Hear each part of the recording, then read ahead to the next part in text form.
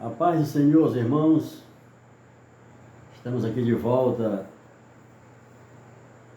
ao comentário da lição bíblica que nós estamos concluindo agora em dezembro, o Evangelho de Marcos. Ficamos aí umas aulas sem comentar por conta de uns problemas técnicos, mas já estamos de volta. E eu quero convidar você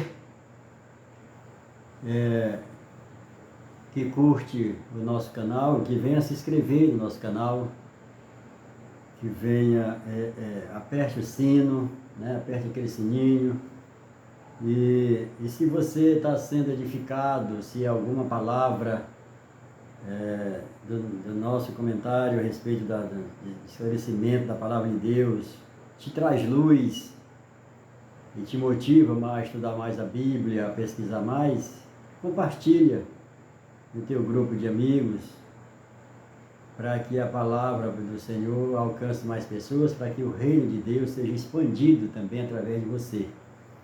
Porque a nossa incumbência é pregar o Evangelho do Reino a todas as nações, aí virá o fim.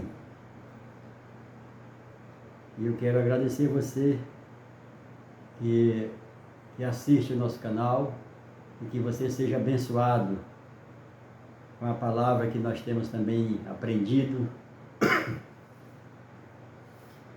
também de outros pastores, de outros mentores que nós temos, além do Espírito Santo, né? Que é o principal, que nos dá a graça, que nos dá a sabedoria na palavra. A palavra ela vem através de sonho, através de visão, através de profecias, mas ela precisa ser revelada, e o Senhor revela, mas além da revelação, ela precisa de compreensão. E nós tivemos um prejuízo muito grande da língua grega e da língua do latim, e quando chegou para nós o português, muita coisa chegou atravessada, chegou desvirtuado, e a gente fica sem conhecimento, né? Fica aquela penumbra acerca de alguns assuntos, e é comum que as pessoas, que a nossa liderança, ao invés de esmiuçar, de aprofundar, preferem não entrar no assunto, não falar do assunto por falta de conhecimento. E não é essa a vontade de Deus para nós. A vontade de Deus para nós é que a gente entre no assunto e que a gente venha esgotar todas os nossos questionamentos, porque o Espírito Santo nos revela quando vamos atrás. Pois bem, a lição de hoje é a lição de número 11, e ela está inserida no Evangelho de Marcos, no capítulo 14, no Evangelho marcano. O Evangelho de Marcos, como estamos estudando, traz Jesus como servo. E o título da lição de hoje é Traição e Prisão do Servo, né? Como sempre, a lição ela traz 3 objetivos. O primeiro é adorar de forma prática, servindo a Jesus na pessoa do próximo, né?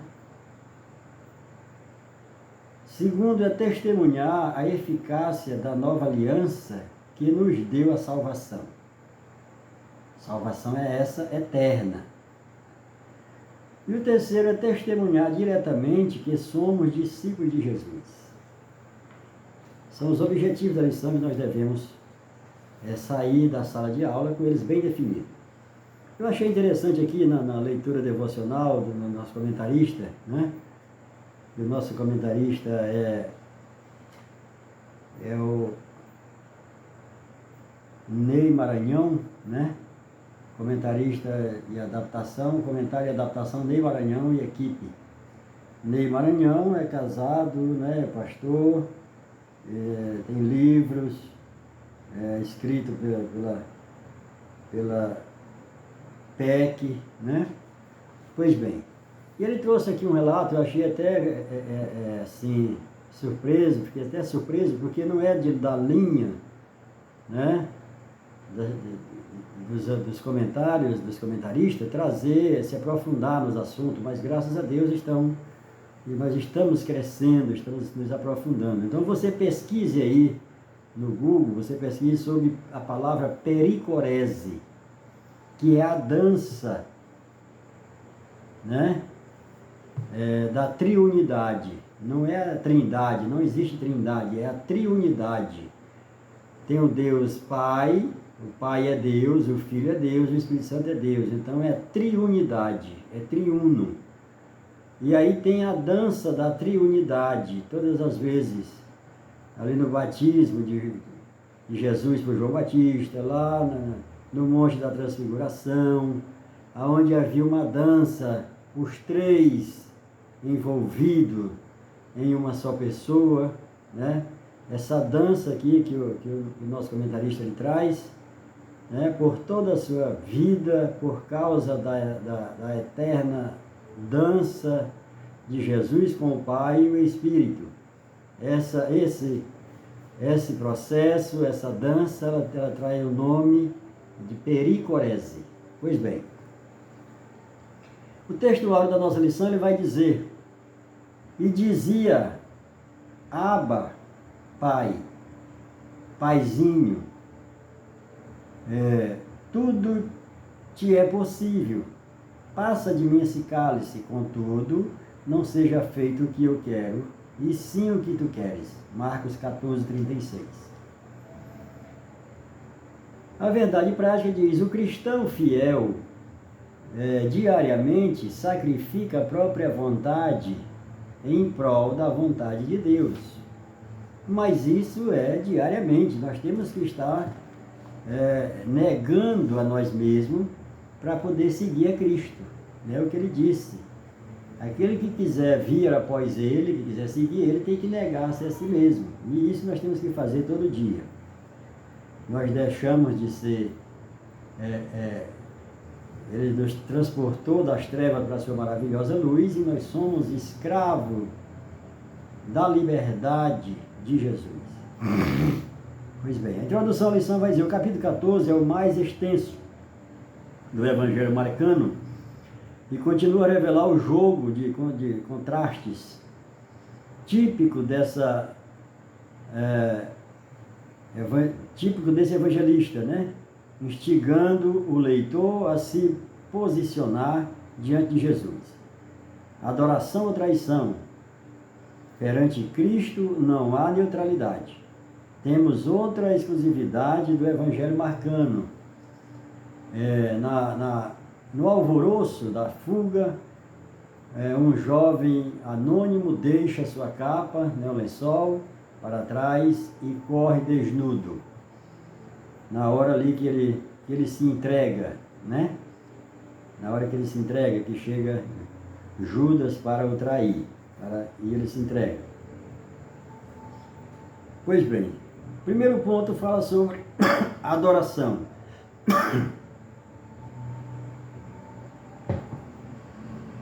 O primeiro tópico, adoração, o subtópico 1 é ódio, o 2 é amor e o 3 é reconhecimento.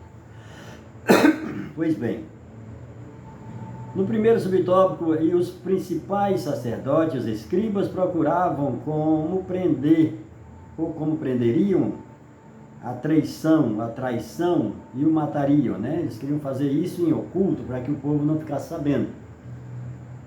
E tramaram isso durante todo o ministério de Jesus, de como fazer isso. E aqui no segundo fala do amor, né? Mas essa traição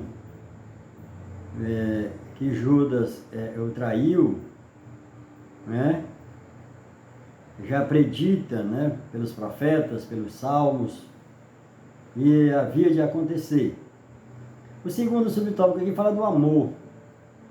Uma característica de Marcos é como o nosso comentarista aqui, ele fala sobre o sanduíche. Entre uma situação adversa e outra adversa, aparece algo no meio, né? Contrapondo, fazendo ali dando aquele choque. Então aqui no segundo ele diz aqui: veio uma mulher trazendo um vaso de alabastro com preciosíssimo perfume de nardo puro, e quebrando o alabastro, derramou o bálsamo sobre a cabeça de Jesus. Nós temos aqui registrado nos evangelhos, nós temos 4 unções de Jesus. A primeira unção foi no Rio Jordão. Ele foi ungido ali visivelmente por água com João Batista, mas espiritualmente Deus o ungiu com o Espírito Santo. Foi a primeira unção. Depois nós tivemos mais 3 unções com óleo, com esse nardo, com esse óleo caríssimo. E nardo é um óleo que os judeus usam para purificar o corpo de pessoas que morrem. O nardo só servia para isso. E aí nós vemos aqui, em Lucas 7,36, uma das unções nos pés de Jesus foi por Maria Madalena, na casa de um fariseu. Depois nós temos 2 unções, uma na cabeça e mais uma nos pés por Maria, irmã de Marta e Lázaro, em datas diferentes, né? Uma 6 dias antes da Páscoa e a outra bem próxima, 3 dias antes da Páscoa.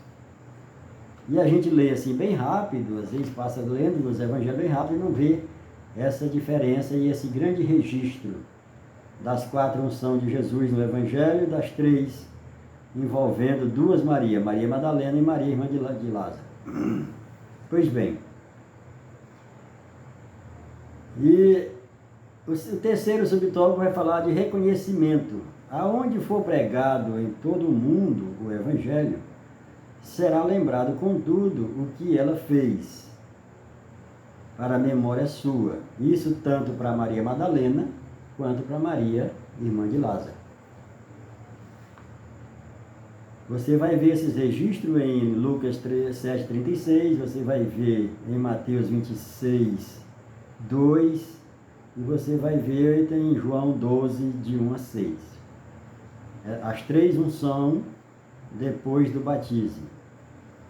2 por Maria, irmã de Lázaro, e 1 por Maria Madalena. O segundo ponto fala da traição. Traição em meio à comunhão, né?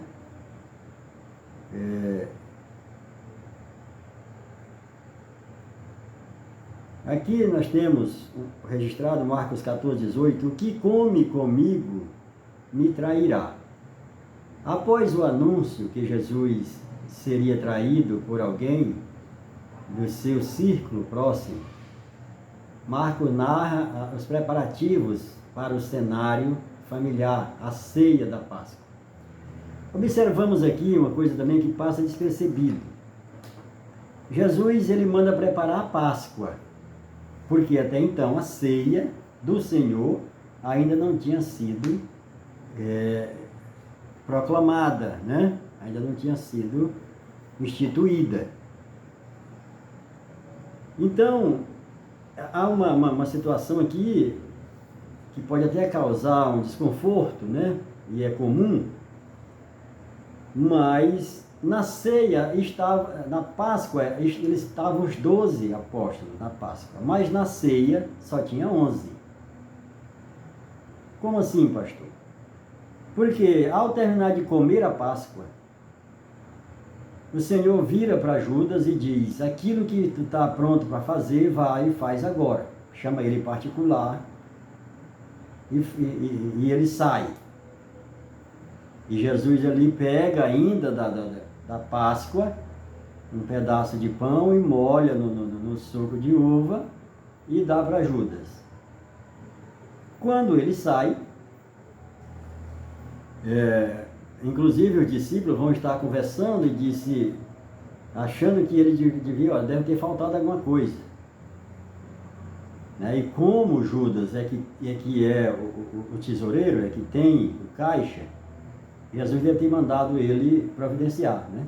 Eles entenderam isso. Só que ele foi e não voltou mais. Quando ele voltou, já foi depois da ceia, depois da Páscoa, depois da ceia, e que Jesus estava no monte orando e ele foi lá para entregar. Pois bem, então a Páscoa foi realizada para os 12. Depois que Judas sai, Jesus pega uma bacia com água e uma toalha e vai lavar os pés dos 11. Porque observe que Tiago e João falaram para Jesus acerca de estar um ao seu lado, outro ao outro.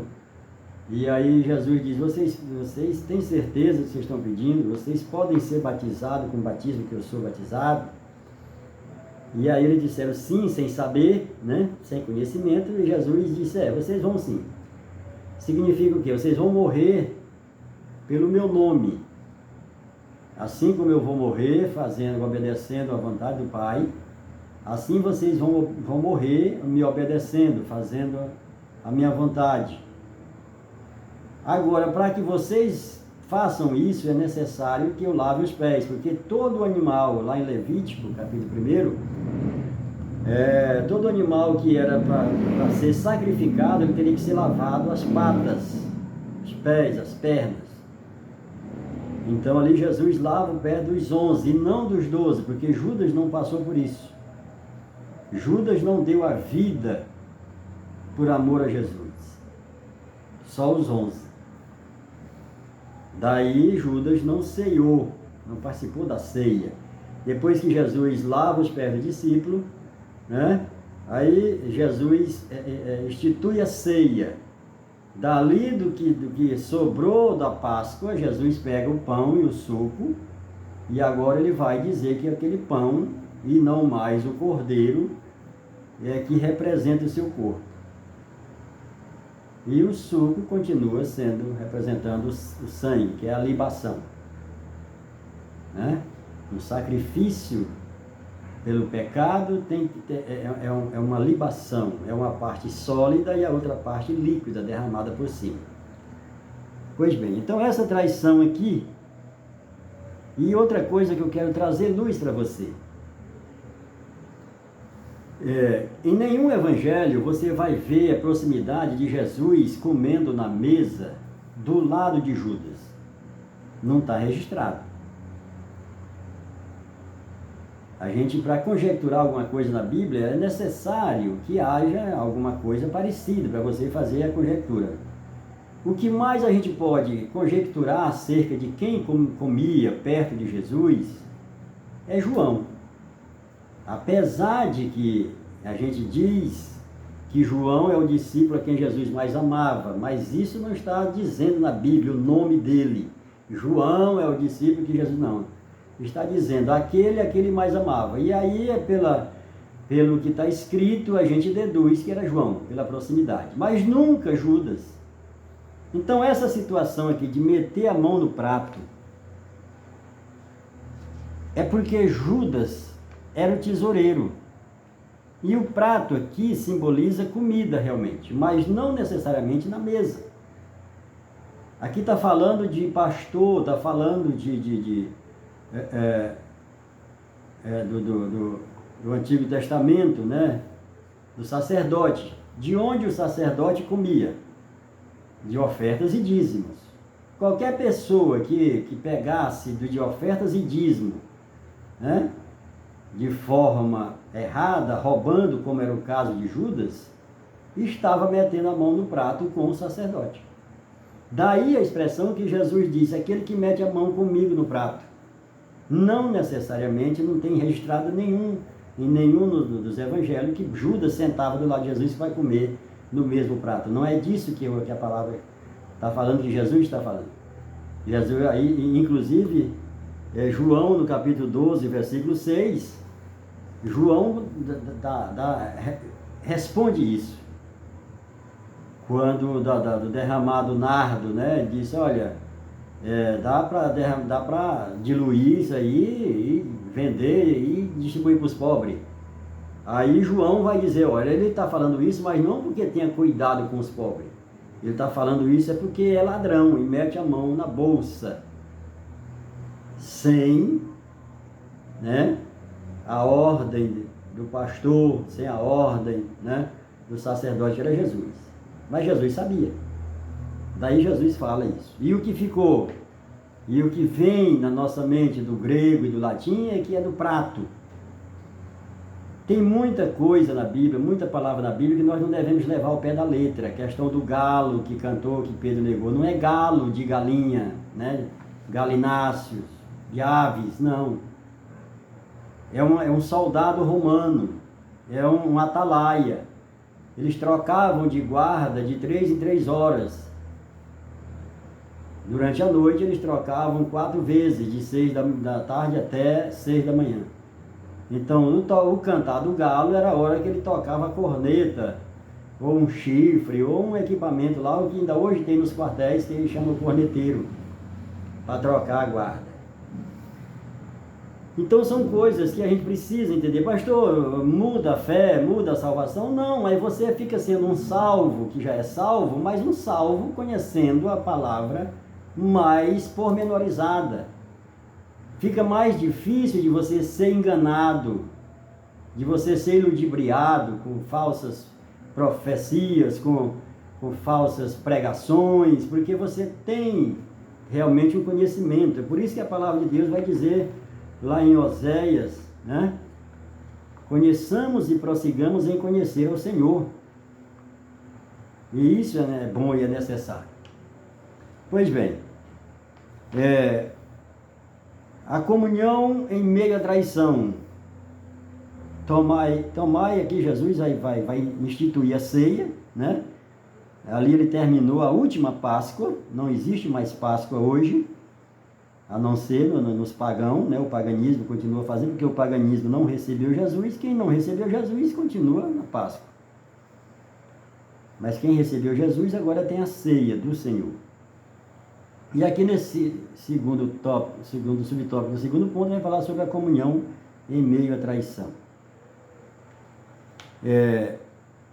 E aqui tem uma coisa interessante, que Jesus, quando fala do sangue, porque em Levítico 17:11 diz que a vida está no sangue. Então, quando Jesus diz que representa o corpo com o pão e representa o suco de uva como sangue, ele está fazendo alusão lá à lei, lá em Levítico 17:11. O terceiro subtópico do segundo ponto vai falar sobre abandono em meio à crise. Jesus não tem nenhum problema com aqueles que o negam, com aqueles que o abandonam, né? O maior problema nosso na situação de abandono, de negar, porque todos negaram, é depois. O que você fez depois? Observe o que os outros discípulos fizeram depois, inclusive Pedro, e observe o que Judas fez depois. Observe o que Davi fez e o que ele fez depois. Observe o que Saul fez e o que ele fez depois. Não é o que a pessoa faz, é como ela se comporta depois que fez. Qual é a sua posição? É isso que Jesus olha. Por quê? Porque Jesus conhece de antemão. Em Romanos capítulo 8, versículo 29 e 30, tem uma coisa interessantíssima. Ele vai dizer assim que Deus nos conheceu. Por ele ter nos conhecido, é uma sequência. Não tem nada a ver comigo, nem com você. É uma sequência. Ele já conhece de antemão. O fato de estar acontecendo agora não é que está acontecendo agora. Na eternidade já aconteceu. Deus não trabalha fazendo as coisas agora. Ele fez tudo quando ele criou, tudo na criação, tudo na formação. Então, Romanos capítulo 8, vou ler aqui para você ver, para você pesquisar na sua Bíblia, para você ver. Romanos 8, 29 e 30 diz assim: e sabemos que todas as coisas, né, da parte bem diante, mas vamos ler o verso todo. Sabemos que todas as coisas contribuem juntamente para o bem daqueles que amam a Deus, aqueles que são chamados de acordo com o seu propósito. O 29. Para quem ele conheceu, né? Ou quem ele conheceu antes, ele também o predestinou, para serem conforme a imagem de seu filho, para que ele pudesse ser primogênito dentre os mortos, ou dentre seus irmãos. Além disso, aos que predestinou, a este também chamou. E aos que chamou, a este também justificou. E aos que justificou, a estes também glorificou. Ou seja, isso tudo na eternidade passada. E o que está acontecendo conosco agora é porque já tínhamos sido conhecido e chamado, a forma que a gente vai fazer a obra do Senhor, né? Os erros que a gente cometeu e vai cometer ainda, Ele já sabe. Ele não nos salvou por conta das nossas obras, até porque as nossas obras eram más. Ele nos salvou para que agora façamos boas obras, as obras que Ele nos deu para fazer. E você vai ver qual é a obra de Deus, você vai ver lá em João capítulo 6, né? E você vai ver também em João capítulo 17, 6, 29 e o capítulo 7, 3, versículo 3. Você vai ver qual é a obra do Senhor. As outras coisas que ele faz aqui é bom, mas a obra do Senhor está registrada em João capítulo 6, 29 e João 17, 3. Então ele já nos conheceu. Quando o Senhor fala na sua palavra, se você encontrar na palavra, principalmente nas cartas, no Apocalipse, que você vai ver assim, que o Senhor não aprovou, que o Senhor dizia assim, eu não conheço. Ora, irmão, Ele não está dizendo que não nos conhece. Como pode um Deus que nos criou, que criou todas as coisas, dizer que não conhece? Quando Ele diz, eu não vos conheço, ali no original, Ele está dizendo, eu não aprovo o que você fez. Não tem nada a ver com salvação, tem a ver com o reino. Você não vai você não vai receber a recompensa. Recompensa é diferente de graça. A graça nos foi dada. A recompensa, ela é ganhada através do trabalho, através do serviço. E isso é distorcido em muitas pregações acerca da salvação. Pois bem, o terceiro e último ponto para fecharmos aqui, fala sobre a prisão de Jesus. Você já se perguntou por que Jesus foi preso? Qual foi a condenação dele? Porque não poderiam ter prendido Jesus sem uma prova. Por mais que ela tenha sido forjada, mas apresentaram uma prova. E a resposta está na Bíblia, está em Esdras capítulo 6, verso 11, Mateus 26, 60 e 61. Foi por essa situação aqui que prenderam Jesus, porque estavam na lei. Claro que com testemunha falsa, né? As narrativas e as fake news, elas só vieram com esses nomes agora, mas elas já existiam lá atrás, a mentira. E o pai da mentira é o diabo. Então no João, em Esdras capítulo 6, 11 e Mateus 26, 60 e 61 está lá, né? Na lei, né? Um decreto, e o decreto dos medos e persas não podia ser revogado, então com as testemunhas falsas, e aí prenderam Jesus.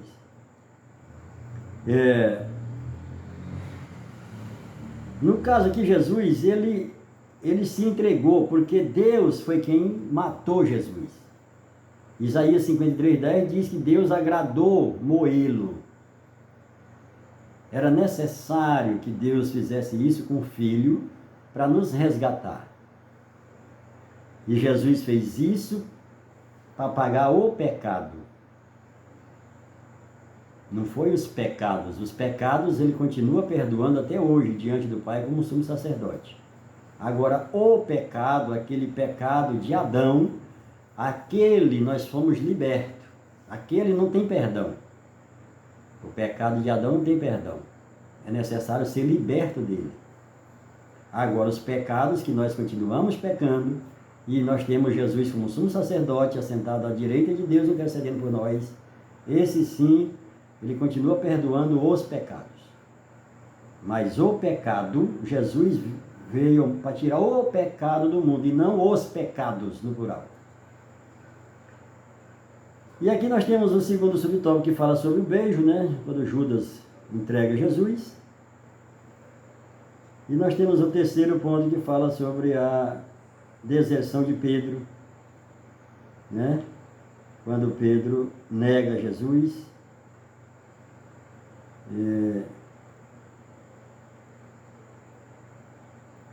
E aqui nós falamos acerca do galo, né, que muita gente fala que não é galo, né, de ave, né, é simplesmente uma figura de um atalaia, de um guarda. E Jesus dizendo aqui que não conhecia, né, não conheço esse homem. Como Messias, nenhum deles conhecia, nem João Batista. Até hoje, o mundo não conhece como Messias. Só quem conhece Jesus como Messias é aquele que ele chamou e que segue a ele. Aquele ele se revela como Messias, mas aos outros, a grande parte da humanidade, ele não se revela como Messias, porque as pessoas não querem saber. E ali ele faz isso quando ele faz aquela pesquisa de opinião ali com os discípulos, e os discípulos vão dizer, ele pergunta o que dizem quem é ele, e o Jesus todo mundo conhece. Mas o Messias, se não for revelado pelo Pai, ninguém vai receber essa revelação, a não ser que não seja dado pelo Pai. Porque o Pai é quem revela o Filho e o Filho revela o Pai. Que Deus abençoe a todos. Estamos de volta para mais um comentário. Se de alguma forma você aprendeu algo, passe para frente. Porque nós devemos ser rio e não açude. Aquilo que chegar em nós temos que liberar, para que mais pessoas venham aprender, venham tomar gosto pela palavra e venham buscar entendimento e conhecimento para crescer em graça diante de Deus. Que Deus abençoe a todos, em nome de Jesus. Amém.